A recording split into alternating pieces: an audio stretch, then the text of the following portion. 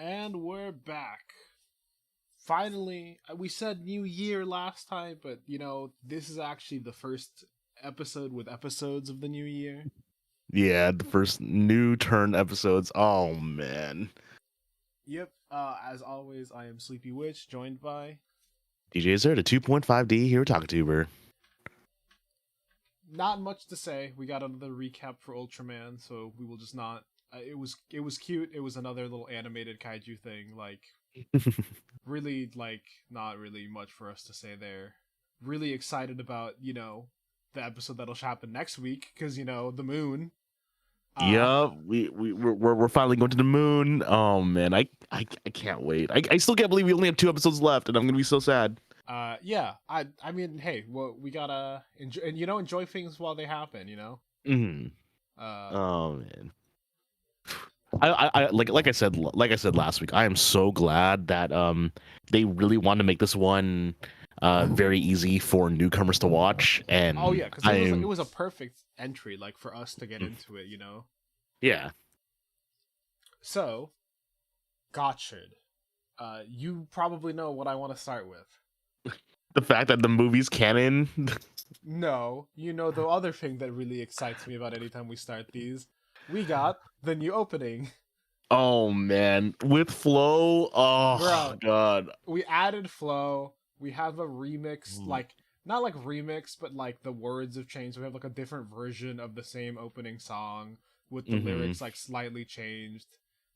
We finally have gotten to the thing that even the little intro sequence has changed. Instead of being about destiny rests on one young boy, it's the 3 young alchemists who have acquired the Chemi cards, and we get to see all 3 of the suits.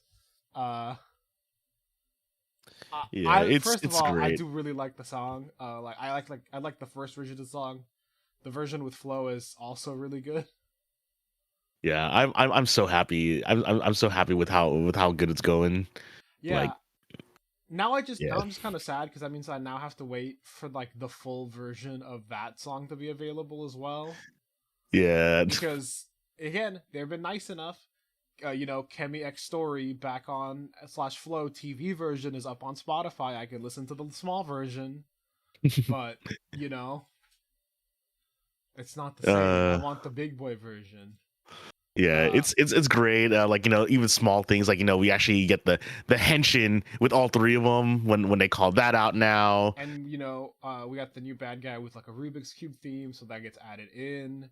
In addition to the thing that I've been waiting for, the adding of Rene having her own suit in the opening part where everyone switches outfits.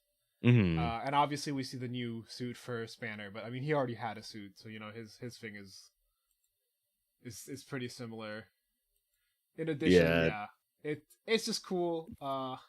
We also got to see the preview of the new Gotcha form in the opening as well. In addition to Daybreak.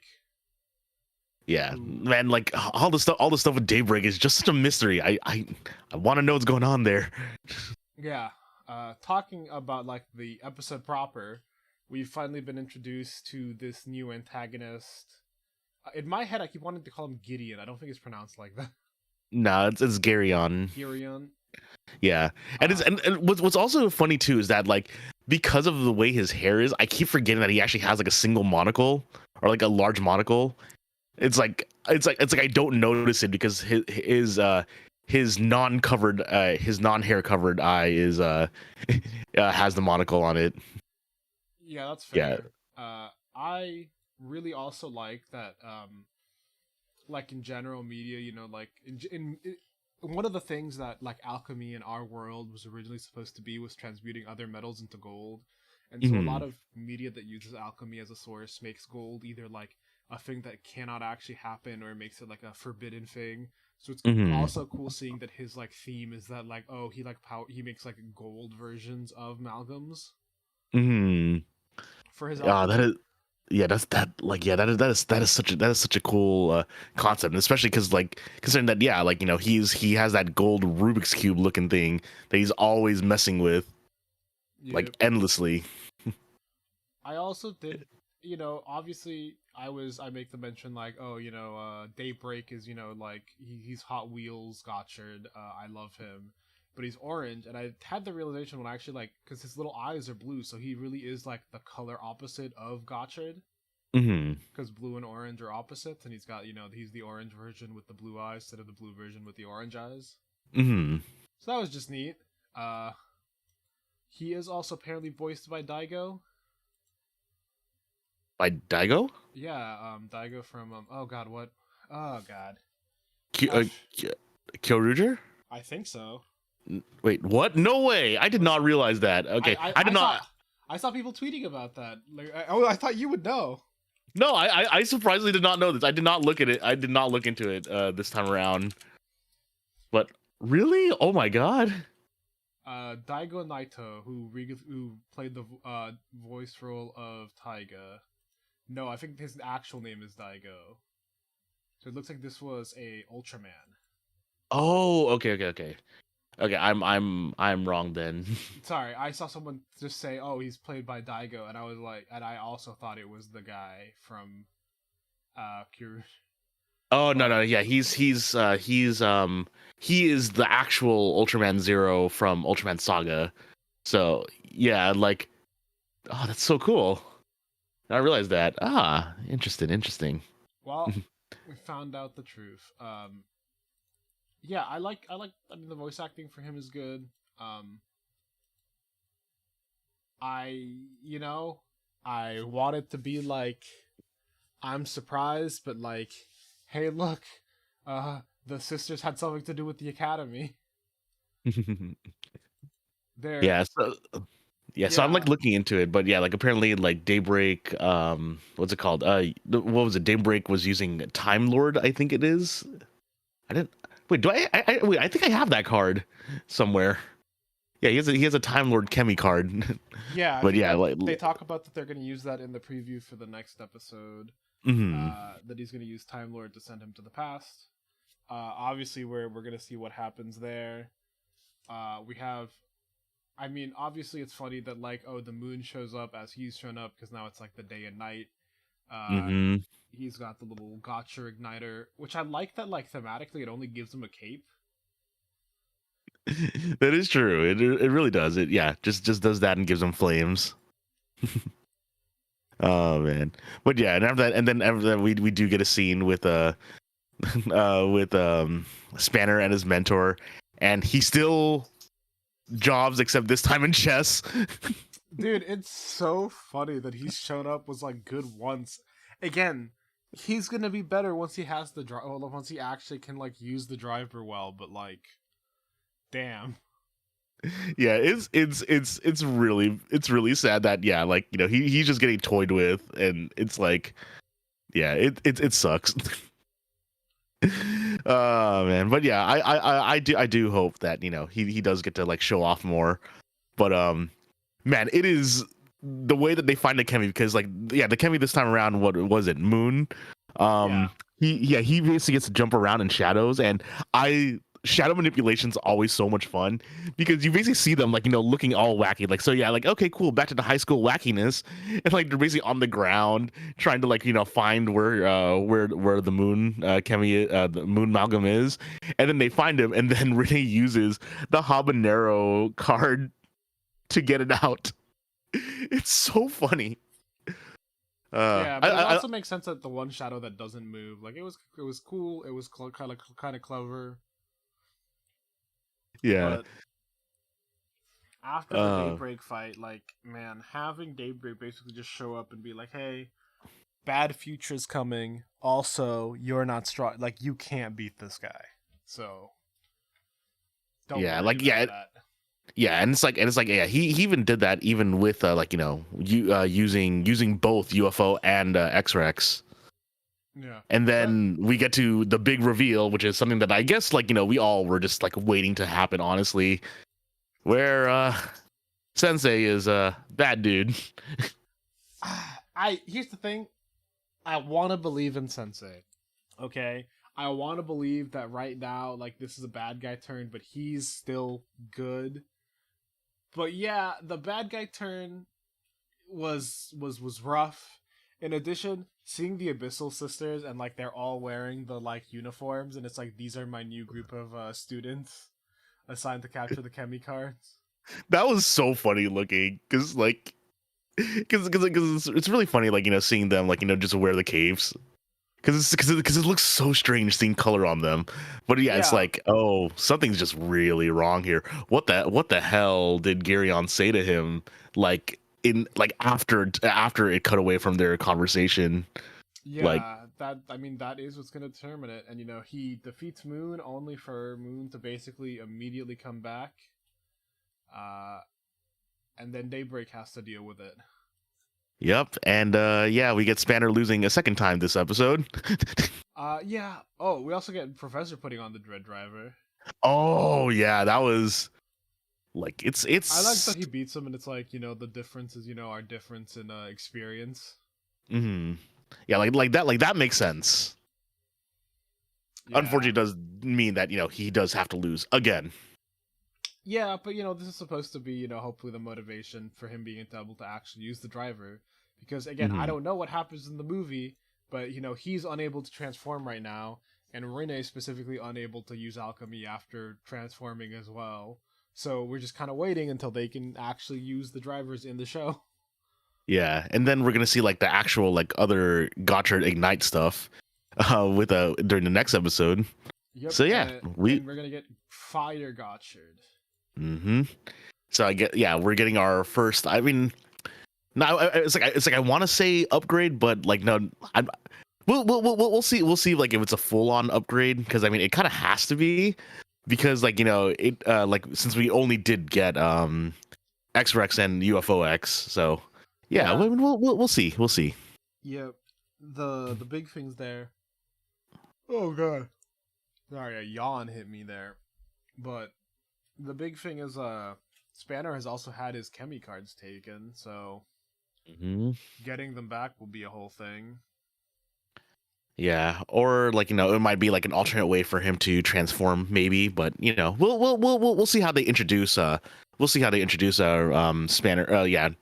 Their Kamen Rider Majade and Valvarad into the show, because it's definitely gonna have to happen after this. Because man, like we were saying earlier, I can't like all that stuff was so important in the movie. Now that we're really realizing it now, and it's like, damn. Yeah, and again, like it just kind of sucks because we don't get to watch the movie for a bit. Yeah, because like you said, like you said, like Wizard was X-Wizard was dealt with in it, right? That's what I assume, because they make the mention in this, like the reason that they're being kicked out from being students is because the level 10s are too dangerous. And then they like show a flash of like X-Wizard, and I think it being like defeated.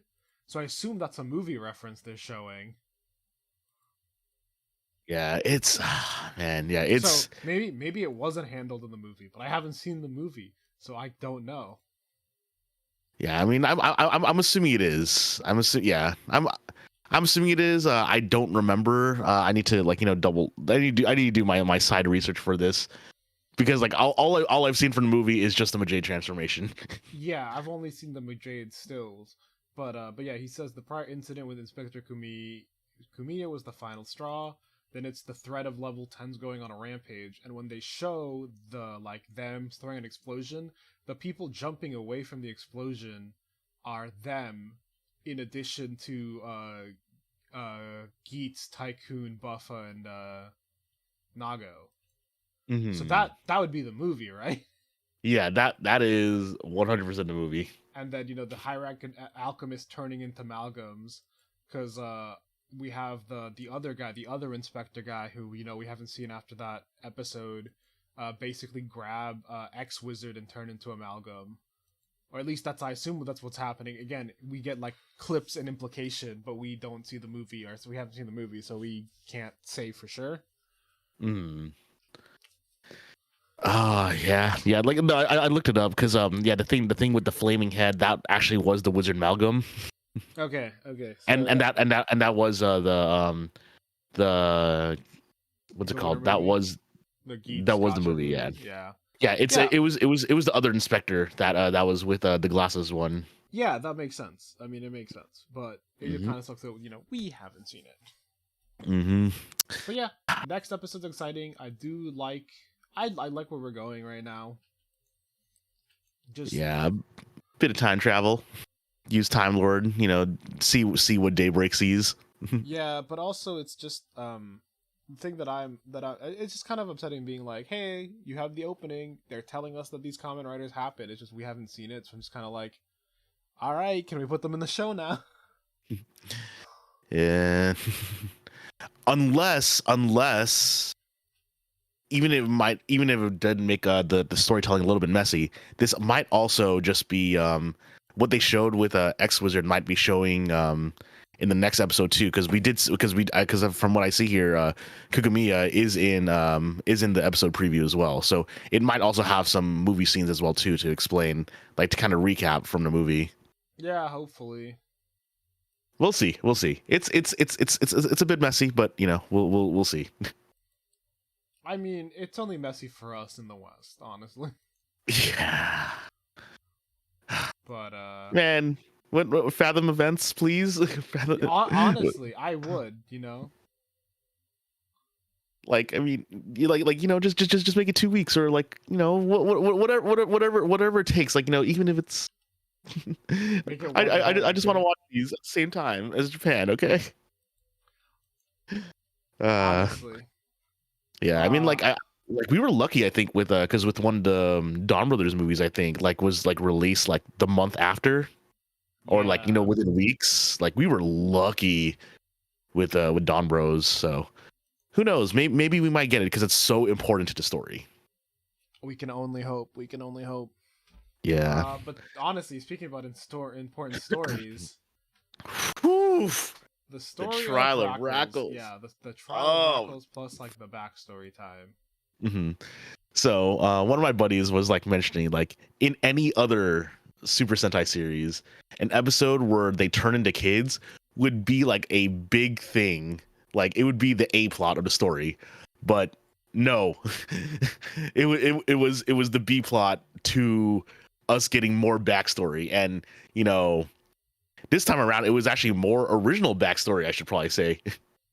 Because it wasn't just recapping what happened, the events of the show. It was talking about like the actual past this time around. Yeah, the big thing is probably my favorite like joke from this though was seeing everyone get turned into kids and Lebowski just looks the same. It's okay. Like, at 10 years old, Lebowski was already like 6'5", 250 pounds of just muscle. Yeah. Okay. So I'm gonna say it mostly because I remember saying I remember us talking about it. But remember when you showed me the picture of his actor's twin? Yeah. And then I'm like, it's like I look in the comments, and because you showed me that like the day after the episode was like subbed, essentially, everyone's just like, oh my god, why are they both built exactly the same? And then everyone just writes Tofu Kids built different. Like, it's so funny. Kids are built different, okay? They they eat well, they rest well, they grow well. Yeah, Tofu Kids are canonically built different. Yeah, it's so funny. It's incredibly funny. And honestly, that's like the only thing that I feel like was super important to like the B plot with that. Oh, they turned into kids. Mm-hmm. Because they turn into kids and then they decide to fight. Like, yeah, because it's the reverse of what happened to the rest of the citizenry, where they're all old. Well, some of the kids got old. It's the kids got old and the old people got older. Like, everyone kind of got older. They got younger. Mm-hmm. Because Boone, here's the thing. It was weird with how he got chosen because Boone became like an adult, but his older sister girl got turned into a baby, Kogane. Ah, yeah, that's right. And it's just like, okay, sure, why not? Yeah, just messing with it. But it was really cute, like, seeing Kagaragi, like, be like the teacher, like telling him, okay, everyone, let's do this. And it's really funny because you actually get to see that they actually did use like shorter suit actors, or at least maybe hit it really well. But it's so funny, like, just seeing, like, these the professional suits, except with short but short. But oh man, they explained, like, it's like I'm not sure what else they can explain now because we know it. I'd forgotten about. Yeah, Rainbow Juridica. Oh god, we'll get to that in a second. Yeah, and it's like that like Gira literally was like immaculate conception. Yeah, and the way it's done too, it's just like, wow, what a dick. Yeah. yeah. Doug did just says she pregnant later. And then she dies during the pregnancy too. Yeah, it's so fucked up. And then like it's like let me tell you the truth and again all this stuff. The last episode being like, oh, everything was done. I was actually a hero the whole time. That recontextualized like a lot.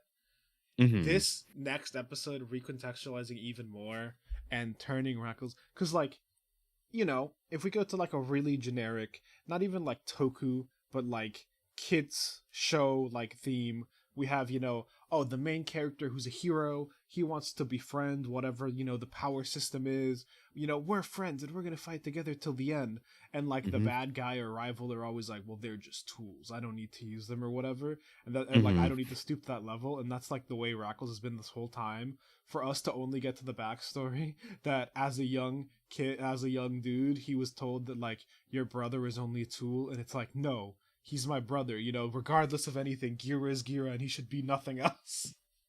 Yeah, and it's like, talking about it's insane, like the way that they gave Racles. So apparently the director actually did tell his actor, here's some of the backstory. So it's a reverse of Inoue going, what will you do when you know?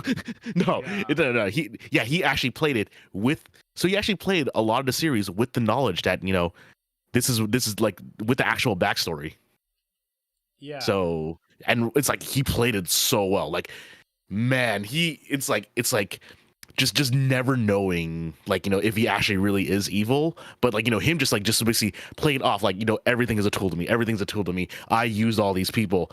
And like, even at the end, like, he's like, it's like, I'm a tool. Give me the judgment. I know what I did. Yeah. First of all, the fact that we find out that, hey, the Rainbow Jurura was actually Kumamogan's soul. Here's the thing. There were some things we found out about this they had mentioned that I just kind of forgotten about. I've forgotten about Rainbow Jurura. Yeah. It just hadn't been mentioned in a while. I forgot it was relevant. We had forgotten about the fact that they told us there was something inside the other galactical jester dude. Because they just kind of mentioned it. Then they dropped it. And then you're like, I guess that wasn't important. And then it's like, no. Yeah, and then like with Boshimar, and like you basically see like this nameless soldier with the pinky out, and you're like, oh my god, it's him. Yep, and he gets taken over. We get to see Gira's dad do like one final stand. Racles getting crowned as king. Racles hiding Gira away, but then also the fact that like Gira ate Kumagon's soul, but like if his dad would have had anything to do with it, he probably would have eaten the souls of all the Shu gods.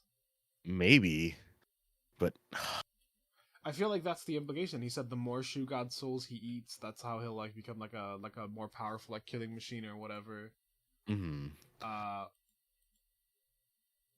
Oof. But yeah, like it was like this episode was just heavy, like just because like like we actually are seeing what happened during the Fury of the Gods, like for real this time, and.